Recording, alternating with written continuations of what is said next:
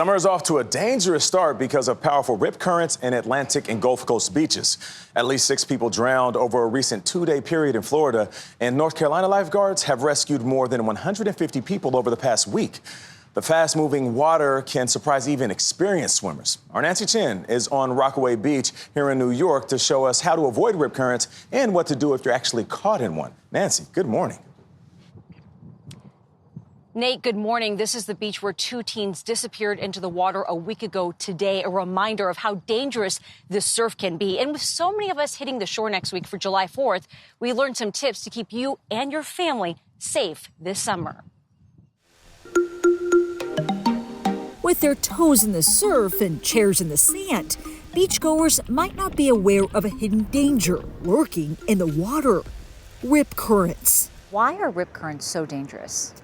They're dangerous because they can be deceiving. Dan George is the chief lifeguard and beach safety manager in Long Branch, New Jersey. You can't always see them, especially if you're not sure what to look for. In terms of all the dangers that you and your team are looking out for on the beach, where do rip currents rank? They rank number 1. Last year we had 1,200 rescues.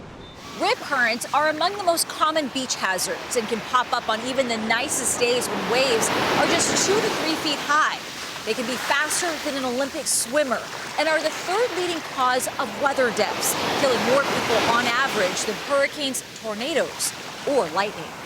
A rip current is formed after waves crash on shore and encounter an obstacle in the beach's topography, including low spots in sandbars or around piers on the way back out to the open water.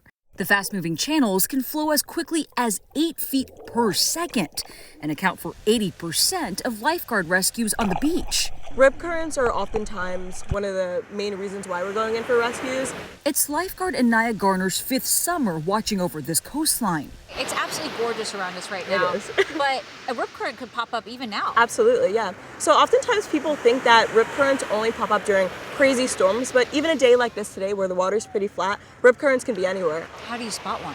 So it's actually quite simple. Oftentimes you're able to see a swirling in the water and oftentimes a discoloration or like a murkiness to the water. You'll oftentimes see that there aren't any waves, particularly during a day where there are waves. Then it was time to get in the water for Garner to show us how to escape danger firsthand. You showed us how to spot a rip current. Right. What do you do if you're actually in one? Now, if you're in a rip current, the number one thing to do is remain calm.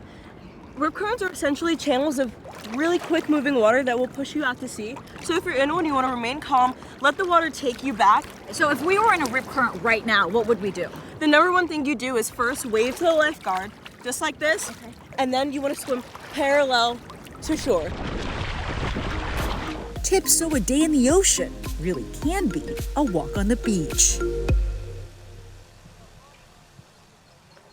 Also good to remember that not all rip currents are the same size and can range between 50 to 100 feet wide. So if you are caught in a rip current, make sure to keep swimming parallel to shore until you stop feeling the pull of the water.